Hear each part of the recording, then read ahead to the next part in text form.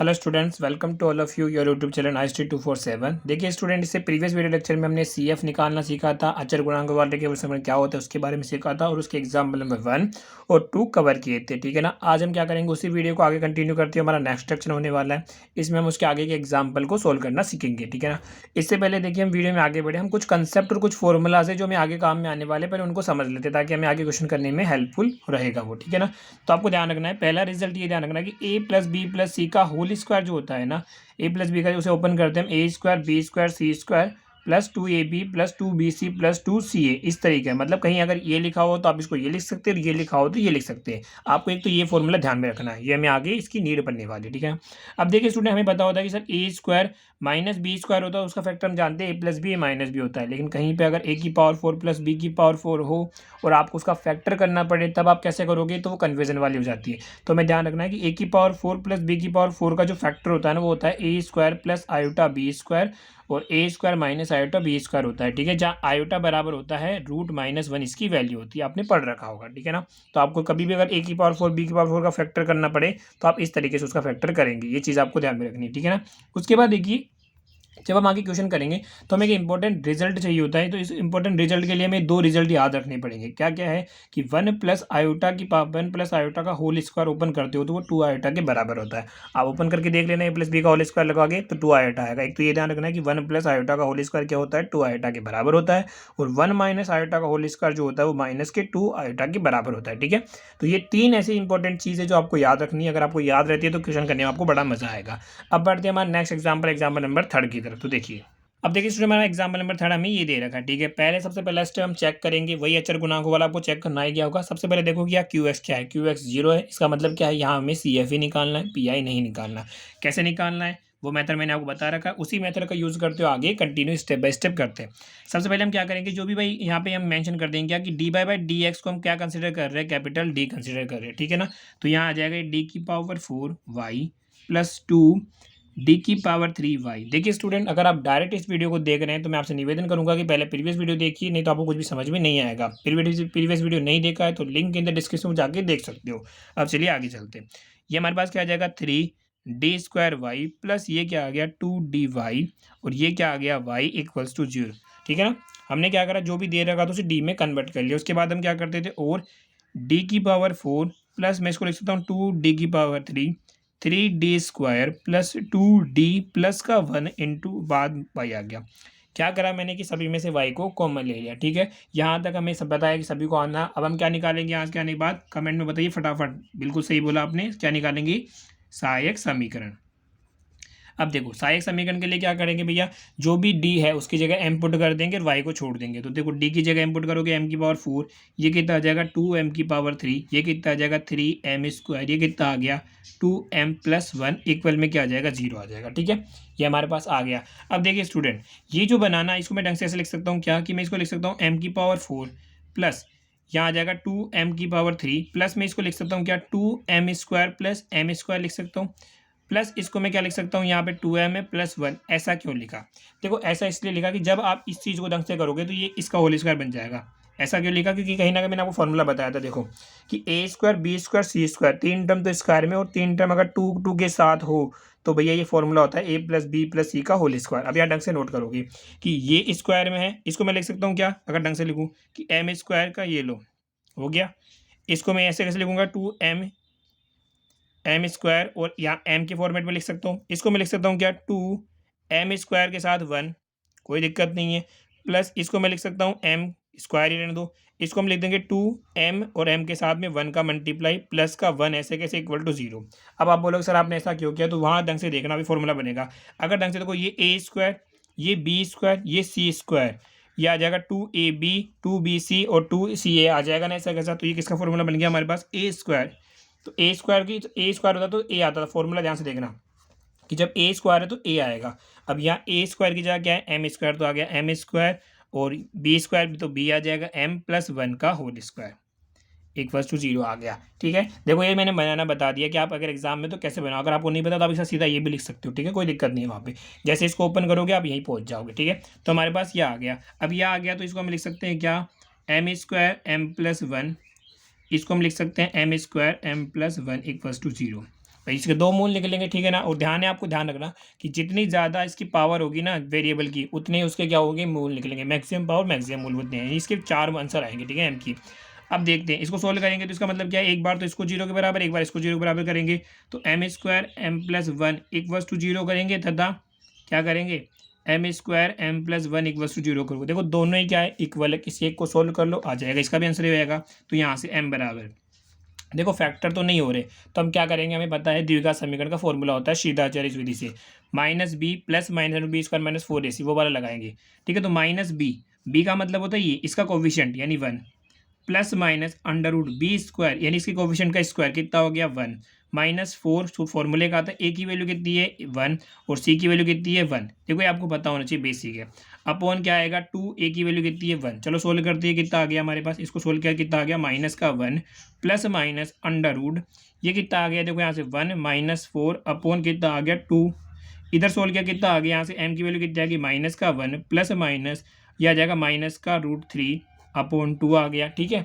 उसके बाद देखो यहाँ सोल्व करूँगा मैं, तो यह आ जाएगा एम बराबर माइनस का 1 प्लस माइनस, इसे मैं लिख सकता हूँ क्या, आयोटा अंडर √3, क्योंकि देखो माइनस √1 अगर ऐसे करोगे इसको तो ये किसी वैल्यू किसी हो जाएगी आयोटा की, और साथ में √3 लिख सकते हो, अपॉन में क्या आ गया 2 आ गया। इसी तरीके से ये भी तो यही सेम ही है, तो इसका सोल्यूशन भी करोगे तो इसका सोल्यूशन करते करते आप यहाँ होगे तो इसकी वैल्यू भी क्या आएगी, -1 plus minus under √3 iota upon 2 आ गया हमारे पास, ठीक है।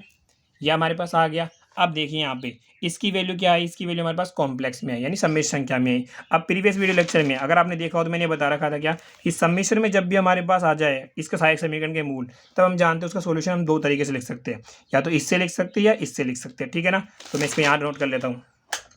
अब देखिए स्टूडेंट, ये क्या है, सम्मिश्र में आ गई, सम्मिश्र में आ गई तो हमें बताएगा इसका हम लिखेंगे y बराबर e की power alpha x a cos beta x plus beta sine, sorry b sine beta x लिखेंगे, ठीक है, जहाँ पे ए और बी क्या है, कांस्टेंट है, ठीक है। लेकिन हमने ये देखा कि अगर एक सम्मिश्र में आता है ना तब हम ये लिख सकते थे, लेकिन ये दोनों आए और सम्मिश्र में क्या है, दोनों समान है। तो पहले समान वाले इस फॉर्मूले को अगर कन्वर्ट करना चाहिए कि समान वाले के लिए क्या होगा, तो e की पावर अल्फा एक्स तो ऐसे कैसे रहेगा, समान वाले के लिए क्या लिखते थे हम भैया, जैसे अगर 1 था याद हो तो पहले के लिए C1 दूसरे के लिए C2x ऐसे लगाते थे ना, समझ में आया। तो इस कांस्टेंट को हम रिप्लेस यहाँ से रिप्लेस करते किसे, C1 प्लस C2x, क्योंकि समान वाले भाई दोनों समान है ना, इसलिए कर रहे हैं। तो ये कांस्टेंट ए लिख दो, अगर सिंगल होता तो ये नहीं होता ना, ये होता तब तो हम ये लिख देते, लेकिन भैया यहाँ पे ए को हम क्या करेंगे, कन्वर्ट करेंगे। तो आपको याद नहीं करना, कन्वर्ट करना समझना। जब समान तो मैं कैसे करते थे भाई, समान में देखा ना 1 को कैसे करते थे, पहले के लिए C1 दूसरे के लिए C2x तीसरे के लिए मैंने बताया था क्या C3x², ठीक है ना, और बाहर आ जाते की पावर x, वो रियल में था। लेकिन सम्मिश्र में क्या है, कांस्टेंट कैसे होगा भाई, C1 प्लस C2x और बाहर क्या है कोस बीटा एक्स, ऐसे कैसे। अब बी भी रिप्लेस होगा, बी कैसे रिप्लेस होगा भैया, C3 प्लस C4x और ये क्या आ जाएगा साइन बीटा एक्स। समझ में आ गया कि हमने ये क्यों करा, क्योंकि हमें जब भैया ध्यान है जब समान हो तो कांस्टेंट को रिप्लेस करो, कर दिया। अब तो क्या ही है, अगर यहाँ इसको सोल्व करना चाहे, जैसे यहाँ देखना हमें दे रखा है m बराबर -1 प्लस माइनस अंडर आयोटा √3/2 दे रखा है, इसको मैं लिख सकता हूँ माइनस का 1/2 प्लस माइनस आयोटा अंडर √3/2, ठीक है ना। तो यहाँ से ये क्या आ गया, alpha plus minus iota beta आ गया, तो अल्फा की वैल्यू तो ये आ गई और बीटा की वैल्यू इस आयोटा को छोड़ के आ गई, ठीक है। तो इसमें पुट करते हैं, जैसे इसमें पुट करूंगा तो हमारे पास आंसर क्या आ जाएगा, y बराबर e की पावर, भैया अल्फा की जगह क्या पुट करोगे, माइनस का 1/2 तो x/2 हो जाएगा, और C1 प्लस C2x ऐसे कैसे कोस। अब देखो बीटा की जगह वैल्यू क्या पुट करना है, √3/2 साथ में x प्लस C3 C4x, ठीक है, और ये क्या आ गया साइन बीटा, बीटा की जगह क्या पुट करना है, √3/2x, ठीक है। तो यानी ये हमारे पास क्या आ गया, इसका सॉल्यूशन आ गया। और जब QX बराबर 0 होता है तब ये सॉल्यूशन ही क्या कहलाएगा, आपका व्यापक सॉल्यूशन हल कहलाएगा, ठीक है। ये आ गया, ये हमारे पास इसका सॉल्यूशन आ गया, ठीक है ना। अगर देखिए आपको अगर ये फॉर्मूला कन्वर्ट करना नहीं आया तो मैं फिर आपसे रिक्वेस्ट करूंगा कि आप ये वाला फॉर्मूला भी याद रखिए और ये वाला फॉर्मूला भी याद रखें, ठीक है। जब मूल समान हो तब आपको ये वाला फॉर्मूला आपको याद रखना पड़ेगा। वैसे मैंने कन्वर्ट करना बता दिया, अगर आप लॉजिक से कन्वर्ट कर सकते हो आप ऐसे भी कर सकते हो, ठीक है। तो इसका फाइनल सॉल्यूशन हमारे पास यह आ गया, इस सॉल्यूशन को मैं यहाँ पे लिख देता हूँ। तो देखिए स्टूडेंट, ये हमारे पास क्या आ गया व्यापक हल। अब हम एक और एग्जांपल लेते हैं, एग्जांपल नंबर 4। देखिए अब देखिए स्टूडेंट, हमारा नेक्स्ट एग्जांपल दे रखा है, एग्जांपल नंबर 4 हमें दे रखा है क्या, d की पावर 4 y d की x की पावर 4 प्लस m की power 4 y is equal to 0 दे रखा है। हमें इसको भी यहाँ देखा तो QX 0 है, मतलब CF निकालना पड़ेगा और वही क्या होगा, हमारा व्यापक हल हो जाएगा, ठीक है। तो यहाँ पे सबसे पहले इसको कन्वर्ट करेंगे, आंसर लिखेंगे, ठीक है। कन्वर्ट करोगे तो क्या करोगे, यहाँ साइड में बता देना भाई d/dx को हमने क्या कंसिडर कर लिया, d कंसिडर कर लिया, ठीक है। तो यह आ जाएगा d की पावर 4 y m की पावर 4 y इक्वल टू 0 आ गया, या हम कर सकते हैं इसको क्या, कि d की पावर 4 एम की पावर 4 वाई इक्वल टू 0 आ गया, ठीक है ना। अब जब यहाँ तक आ गया तो हम क्या करेंगे, अब हम लिखेंगे क्या, इसका सहायक समीकरण, ठीक है। अब देखो सहायक समीकरण लिखेंगे, जब भी सहायक समीकरण लिखते हैं तो हम यहाँ पे देखो स्मॉल एम यूज़ कर देते हैं, तो यहाँ स्मॉल एम ऑलरेडी है, तो मैं अलग दिखाने के लिए स्मॉल की जगह कैपिटल एम यूज़ कर सकता हूँ, उससे कोई फर्क नहीं पड़ेगा, बस अलग दिखाने के लिए कर रहा हूँ, ठीक है ना। तो मैं डी की जगह क्या पुट कर रहा हूँ, कैपिटल एम की पावर 4। ऐसा क्यों किया, क्योंकि यहाँ छोटे वाला एम पहले ही मौजूद था। इक्वल क्या करना है, 0 करना है, ठीक है। अब देखो अभी मैंने जस्ट पीछे आप पीछे देखोगे तो मैंने आपको स्टार्टिंग में बताया था कि अगर ए की पावर 4 बी की पावर 4 टाइप अगर आ जाए और इसके फैक्टर करने पड़ जाए तो आप उसको ऐसे लिख सकते हो, ठीक है। तो ये वाला फॉर्मूला उठा के हम यहाँ पे अप्लाई करेंगे। तो ये ए की पावर 4 बी की पावर 4 तो क्या होगा भैया, पहले a square plus iota b square आ जाएगा, ठीक है। और a square minus iota b square, ये मैंने कहाँ से लिखा, उस फॉर्मूले से लिख दिया, यहाँ तक कोई दिक्कत नहीं है। अब देखिए हमारे पास ये आ गया। अब मैं क्या करूँगा यहाँ से कि m square plus iota m square, इसको भी 0 के बराबर पुट करना है। इसका मतलब ये होता था यहाँ से अगर मैं m square minus iota m square को भी क्या करूँगा, 0 के बराबर पुट करूँगा, दोनों को अलग अलग पुट करना पड़ेगा, ठीक है। तो देखिए यहाँ से क्या आ जाएगा, एम स्क्वायर कैपिटल एम बराबर ही आ जाएगा माइनस का आयोटा एम स्क्वायर। अब दोनों तरफ क्या ले लूँ, वर्गमूल ले लूँ, तो वर्गमूल लेने पर यह आ जाएगा एम, और ये क्या आ जाएगा plus minus under root minus का आयोटा एम स्क्वायर, ठीक है। तो एम बराबर प्लस माइनस अंडर रूट, देखिए यहाँ पे एम स्क्वायर का तो रूट आ जाएगा, तो क्या आ जाएगा एम, और यहाँ क्या बचेगा माइनस का आयोटा रूट में, ठीक है। ये आयोटा है, आई नहीं है, आयोटा है, ठीक है। तो यानी यहाँ से तो हमारे पास ये आया। अब यहाँ इसको सोल्व करते हैं तो ये आ जाएगा एम स्क्वायर इजिकल्स टू क्या आ जाएगा, आयोटा एम स्क्वायर। अब दोनों तरफ यहाँ भी क्या करेंगे, वर्गमूल लेंगे, तो कितना आ जाएगा, एम बराबर plus minus under root iota m square. तो एम बराबर ये कितना आ गया भैया हमारे पास, प्लस माइनस, देखो एम स्क्वायर का रूट तो कितना आ गया एम, और ये क्या बच गया, रूट आयोटा आ गया, ठीक है, यहाँ पर आ गया। अब देखो यहाँ पर हमारे पास अभी तक एम ही आता था सिंगल वैल्यू, लेकिन यहाँ पर हमारे पास रूट में माइनस आयोटा आ गया, रूट में आयोटा आ गया। तो अब हम क्या करेंगे, इनकी वैल्यू भी निकालेंगे, क्योंकि हमारे पास आयोटा में तो आंसर देना नहीं, इनकी वैल्यू निकालना है। इनकी वैल्यू कैसे निकालेंगे, तो हम लिखेंगे अब यहाँ पर देखिए कि हम जानते हैं कि जैसा कि मैंने पहले ही आपको बता दिया था कि अब दो रिजल्ट आपको याद रहे, हम जानते हैं क्या, आपको यहाँ सीधा यूज़ करना है कि 1 प्लस आयोटा जो होता है ना का होल स्क्वायर, वो भैया 2 आयोटा के बराबर होता है, ये हम जानते हैं। तथा 1 माइनस आयोटा का जो होल स्क्वायर होता है ना, वो माइनस के 2 आयोटा के बराबर होता है, ये हम जानते हैं। और इन दोनों रिजल्ट की मदद से हम क्या निकालेंगे, इन दोनों की वैल्यू निकालेंगे। कैसे निकालेंगे वो देखिए, पहले इसको सोल्व करते हैं। अब यहाँ पे मैं अगर इसका स्क्वायर हटाऊँ तो ये उधर जाएगा, ये कितना आ जाएगा, √2 आयोटा आ जाएगा, ठीक है।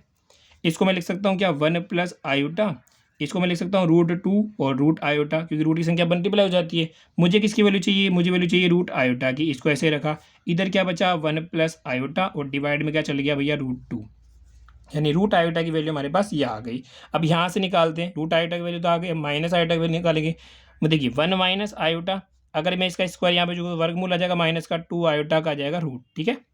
ओके 1 माइनस आयोटा ऐसे कैसे, इसको मैं लिख सकता हूँ क्या कि √2, और ये लिख सकता हूँ माइनस का आयोटा, ठीक है। माइनस का आयोटा का रूट, कोई दिक्कत नहीं, यहाँ पे ये आ जाएगा 1 माइनस आयोटा, और यहाँ से देखो मुझे क्या चाहिए, ये √2 इधर भेज दिया, यहाँ से क्या बचेगा, माइनस का रूट आयोटा।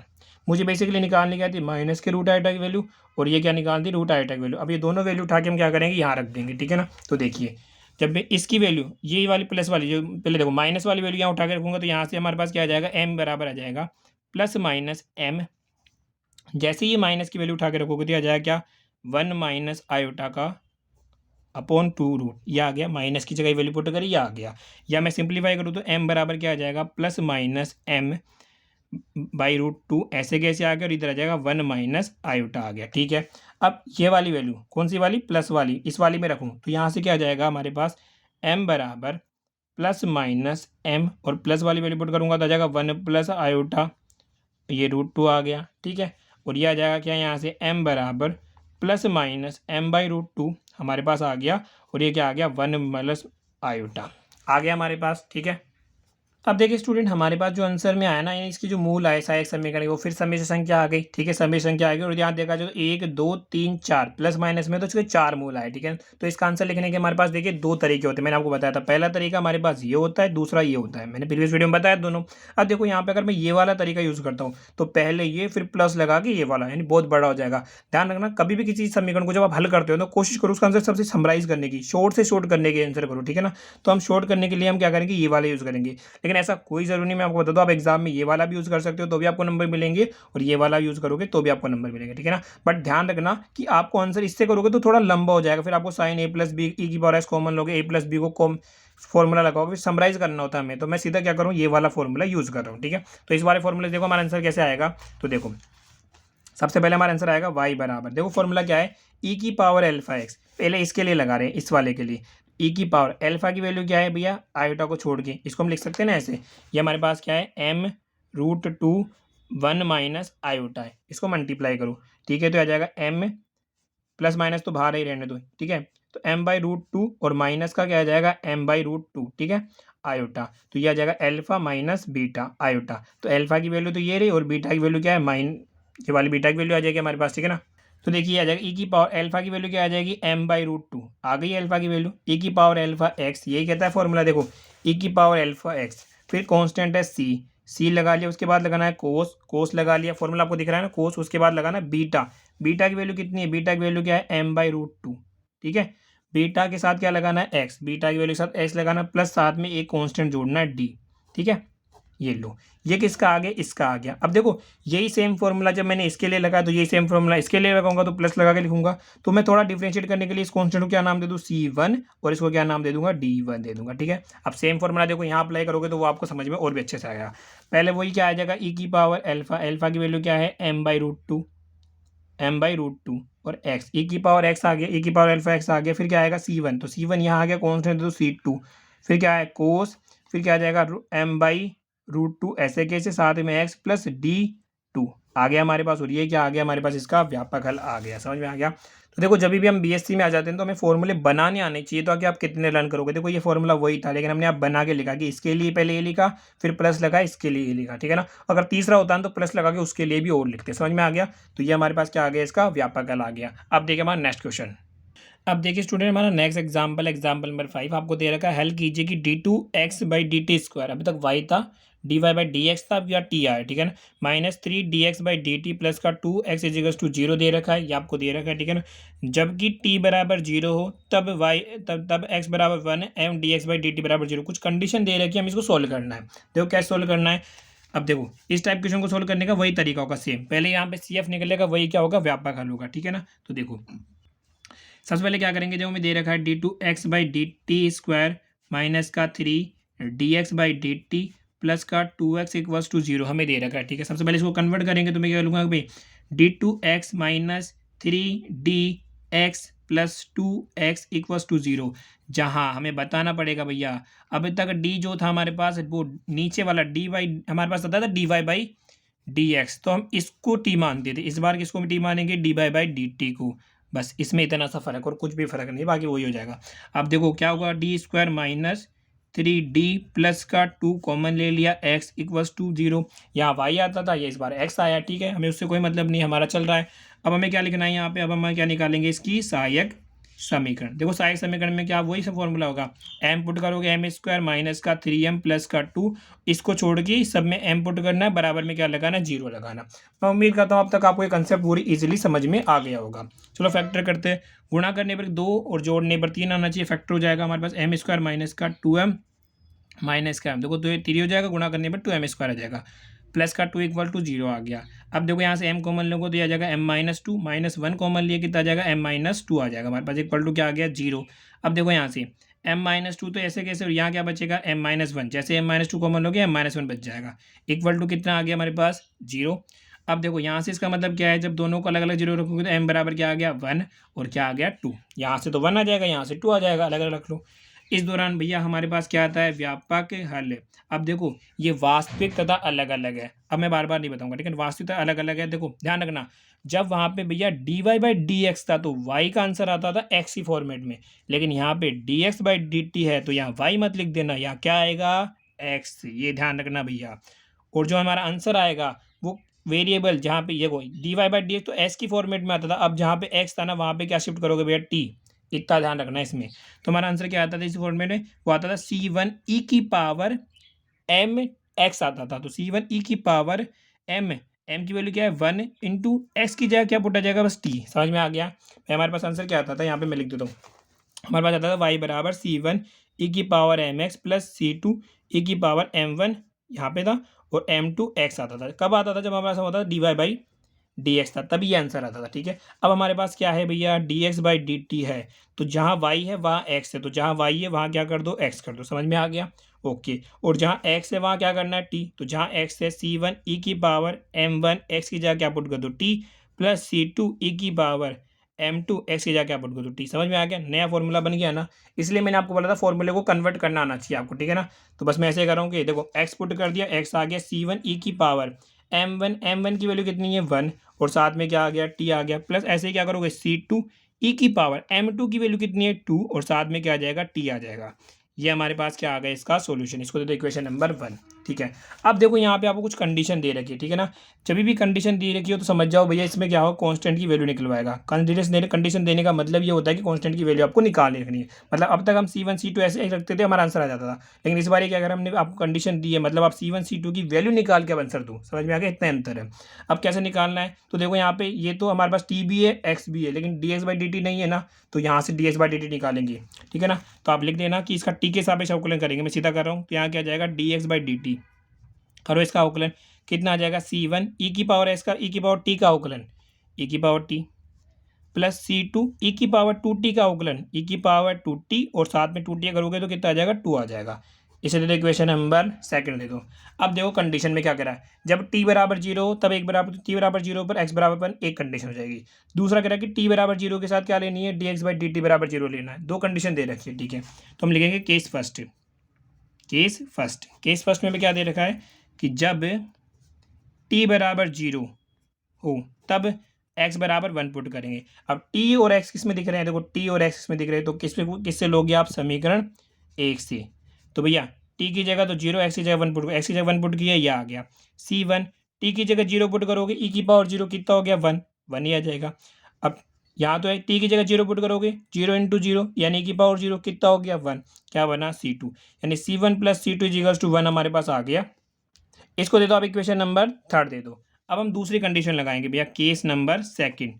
जब हमारे पास क्या हो, टी बराबर जीरो, तब हमें क्या बोल रखा है भैया, D x by D T भी क्या हो जाए, जीरो हो जाए। अब देखो टी और D x by D T इसमें है, तब हम कौन सा समीकरण यूज़ करेंगे, समीकरण नंबर 2 से। अब समीकरण नंबर 2 से यूज़ करो तो यहाँ D x by D T की जगह क्या पुट करोगे, जीरो, C1 ई की पावर, भाई टी की जगह जीरो पुट करोगे वही 1 आ जाएगा, टी की जगह जीरो पुट करोगे ये 1 आ जाएगी, यहाँ से क्या बचेगा, 2C2। यहाँ से मैं अगर C1 की वैल्यू निकालना चाहूँ तो वो क्या आ जाएगा, माइनस का 2C2 आ गया। C1 की वैल्यू क्या आ गई, माइनस का 2C2 आ गया। अब ये C1 की वैल्यू उठा के मैं समीकरण नंबर 3 में रख देता हूँ। ठीक है, तो मैं क्या रख रहा हूँ, समीकरण 3 से। ठीक है, दिख रहा होगा आपको समीकरण 3 से। समीकरण 3 हमारे पास क्या है, 1 equal to C1 plus C2, ये समीकरण 3 है, तो 1 इक्वल टू, ठीक है, C1 की जगह क्या पुट करना है, माइनस का C2 प्लस का C2। अब सोल्व कर लेते, देखो मैं यही सोल्व कर देता हूँ। तो 1 इक्वल टू, यहाँ क्या बचा भैया, दो में से एक गया, माइनस का C2, which implies that C2 बराबर क्या बचा भैया हमारे पास, माइनस का 1 बचा। C2 की वैल्यू कितनी आ गई, माइनस का 1 आ गई। अब हमें क्या निकालना है, ऐसे ही किसकी वैल्यू निकालनी है, C2 की वैल्यू तो आएगी। अब C2 की वैल्यू उठा के मैं यहाँ समीकरण नंबर इसमें रख देता हूँ 3 में। ठीक है ना, तो मैं यहाँ लिख दूँ, तो देखिए मैं C2 की वैल्यू उठा के रखूँगा समीकरण 3 में, तो मैं लिखूँगा C2 का मान समीकरण 3 में रखने पर, समीकरण 3 क्या था हमारे पास, 1 बराबर C1 प्लस C2, ये समीकरण 3 था।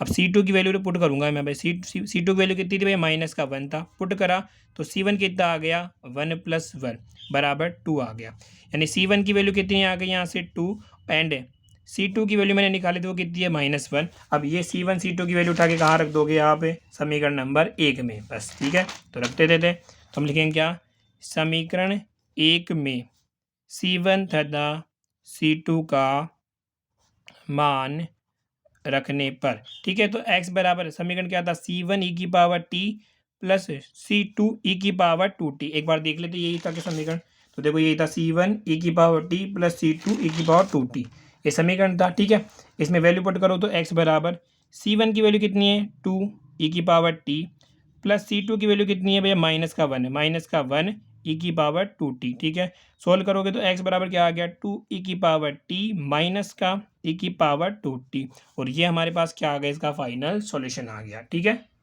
तो चलिए स्टूडेंट, आज की वीडियो में फिलहाल इतना ही। वीडियो कैसा लगा कमेंट में जरूर बताया करो। वीडियो अच्छा लगा तो वीडियो को लाइक करो, चैनल पर नए हो सब्सक्राइब कर लेना, अपने सभी दोस्तों के साथ शेयर करो, टेलीग्राम को ज्वाइन करने ला लेटेस्ट अपडेट के लिए। इसके देखो यहाँ तक हमने जो भी क्वेश्चन करे अब तक CF निकाला है, ठीक है। जो नेक्स्ट पार्ट हम इसको अपलोड करने वाले हैं उसके अंदर हम क्या निकालेंगे, PI की PI कैसे निकाला जाता है, ठीक है। कि अब हमारे पास जो PI कैसे निकाला जाता है, तो PI निकालने तो आपके सिलेबस में 2 तरीके हैं। पहला है जनरल मेथड कि आप इस मेथड से किसी भी तरीके का निकालो, दूसरे कुछ स्पेशल केस है, तो वो सारे हम आगे की वीडियो में कवर करेंगे। मिलते हैं नेक्स्ट वीडियो में। Thanks for watching.